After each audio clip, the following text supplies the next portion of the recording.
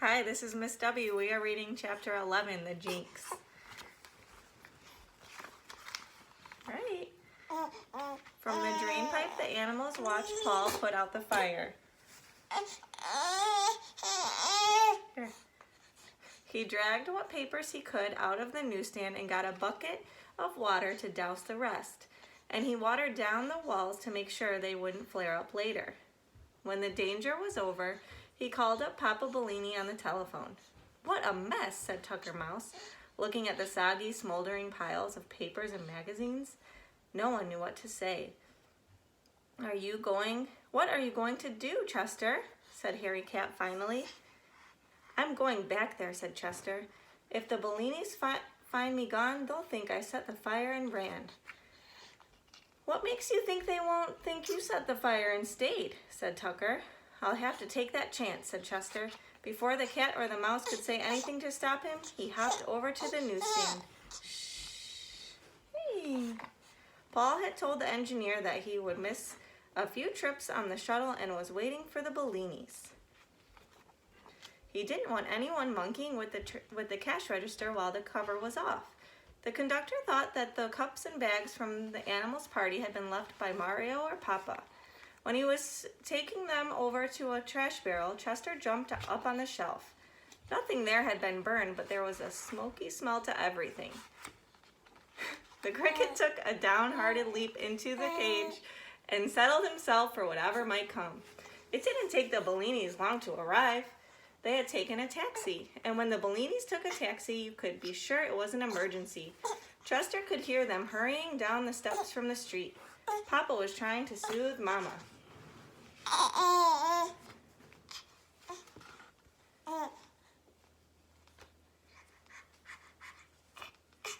Who was wheezing heavily from asthma and excitement.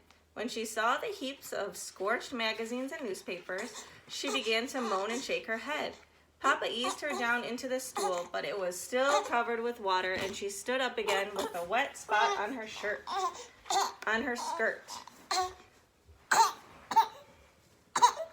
"Ruined! We're ruined!" she sobbed. "Everything's burned." "Hey, you don't like this story. What's the matter?" Bob, can you come get her? Papa comforted her as best as he could by saying that it was only a few stacks of the ladies' home journal that had been lost. But Mama wouldn't believe that anything less than complete destruction had come to them all. Mario, who brought up the rear of the sad parade, thought first for the safety of his cricket. He saw that Chester was in his cage, though, and decided that it would be best to keep quiet until Mama's outburst of grease had subsided. Paul told them what had happened, how he smelled smoke and heard the alarm clock ringing. Then he came to the part about the animals who had escaped from the burning newsstand.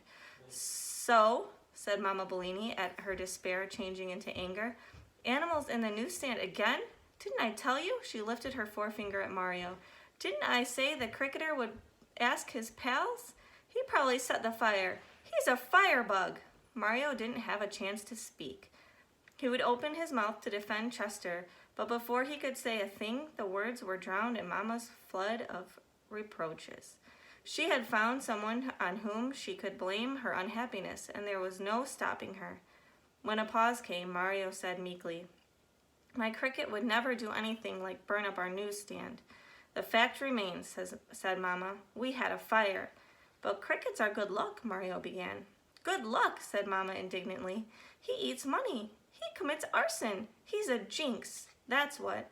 He's good luck going backwards, and he's got to go." She folded her arms across her chest. It was an attitude that Mario knew meant the absolute end of everything. "I could keep him somewhere else," the boy offered. "No," said Mama, shaking her head as firmly as a door being closed. "He's a jinx. He goes." Papa put his finger to his lips as a signal that Mario shouldn't say anything more, and the two of them began to clean up. They carted away at the hopelessly burned magazines and tried to salvage some that had only been scorched. Mario mopped the floor of the newsstand while Mama spread out papers to dry. By the time they were finished, it was almost the hour for the first wave of commuters. Chester was lying on the floor of the cricket cage. He felt guilty because even if he hadn't said it, in a way, the fire was his fault. If he hadn't invited everyone into the newsstand, it wouldn't have happened. And it was his playing of the rumba that had made Tucker want to dance, and so tipped over the matches, and he did eat the $2 bill. He began to believe that he really was a jinx. During the early morning rush hour, Mario was especially eager in his shouts of paper, mister, and time of life, mister. Papa was more active than usual too, but Mama sat glumly on the stool with a gray, determined look on her face. Despite the fact that the selling that morning went very well, she couldn't change her mind. After the rush was over, Papa went out to buy a new lock. Chester heard a soft scratching from behind the Kleenex box. A familiar face peeked out. "What's going on?" whispered Tucker Mouse. "Are you crazy?" said Chester under his breath. "All they need is to catch you here." "I had to find out what you were doing," said Tucker. "They're going to throw me out," sighed Chester. Oh, Tucker moaned. And it was me that did it. Supposing I give you the rest of my life savings, maybe we could buy them off."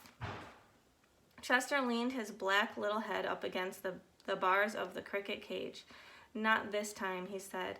"Mama's got her mind made up. I don't blame her either. I wish I'd never come to New York." "Oh, Chester," wailed Tucker Mouse, "don't say that. You'll make me feel like a rat, and I'm only a mouse." "It's not your fault, Tucker," said Chester, "but I've been nothing but bad luck to them since I came." Without knowing what he was doing, the cricket began to chirp to ease his feelings. He found that it helped somehow if you sang your sadness. He wasn't paying much attention, and just by accident, he played the first few notes of an Italian folk song he heard the night before. It was so melancholy and yet so sweet that it fitted his mood exactly. Mama Bellini was untying a bundle of the Herald Tribunes when she heard the chirping. At first she didn't know what it was. "Che cos è questa," she said in Italian, which means, "What's that?" Chester stopped playing. "Chi cantava?" said Mama. Who was singing?" Mario looked at his mother. Usually when she spoke in Italian, it meant that she was in a good mood, but that couldn't be true today. Now Tucker Mouse was a very good judge of character, both animal and human. He thought he heard a kind of softness in Mama Bellini's voice. "Play some more," he whispered to Chester. "She hates me," said Chester. "It'll only make her more angry." "Do as I tell you," commanded the mouse urgently. So Chester started to chirp again. He was in such disgrace anyway, what difference would it make? The piece he was playing was called "Come Back to Sorrento," and by the greatest good luck, it happened to be Mama Bellini's favorite song. Back in Naples, Italy, when Papa was courting her before they came to America, he used to come beneath her window on a moonlit night and sing this ballad to the plunking of an old guitar. As the cricket chirped, the whole scene came back to Mama. The still, warm night, the moon shining down on the velvety bay of Naples, and Papa singing to her. Tears welled up in her eyes as she thought of the bygone times, and very softly she began to murmur the words to the song. Chester Cricket had never played with so much skill before. When he heard Mama singing, he slowed his tempo so she could keep up without straining. When he was loud, he was too, and then softer when she got choked up with emotion and her voice dwindled. But always his chirping carried her along, keeping her on the right beat and the right tune. He was the perfect accompanist. Mario was dumbfounded. He stared astonished at the cricket cage and then at his mother. It was just as marvelous for his mother to be singing as if it was for a cricket to chirp familiar songs. Sometimes, when she was very happy, Mama Bellini whistled, and for once or twice Mario had heard her hum, but now here she was, crying and warbling like an Italian nightingale. Chester finished, "Come Back to Sorrento." Keep it up, squeaked Tucker Mouse. "She's a sucker for sad songs." Before Mama's mood had a chance to wear off, Chester began chirping the selections from opera that he had played during the party. Mama didn't know the words to the operas, but she hummed some of the tunes along with him. Mario was as still as stone. Papa Bellini came back from the locksmith's. Coming down the stairs, he was surprised not to hear his wife and Mario calling out the newspapers. But when he got near the newsstand, he was even more surprised to hear the strains of the Grand March from Ada coming from the cricket cage. He chirps. "Opera?" exclaimed Papa. His eyes looked as big and startled as two hard-boiled eggs. "Shh," said Mama, with a wave of her hand. Chester's memory for music was perfect. He had to hear a piece only once to remember it forever. When he had finished all the operatic numbers, he stopped. "Should I go on with the pop tunes?" he whispered to Tucker Mouse, who was still hidden behind the Kleenex box. "Wait a while," said Tucker. "See what happens." Mama Bellini had a dreamy look in her eyes. She put her arm around her son and said, "Mario, no cricketer who sings Torna a Sorrento so beautifully could possibly start a fire. He can stay a while longer." Mario threw his arms around his mother's neck. "You hear? You hear?" squealed Tucker Mouse. "You can stay. Oh boy, oh boy. And this is only the beginning. I'll be your manager, okay?" "Okay," said Chester, and so began the most remarkable week in Chester Cricket's, or any cricket's, life. The end.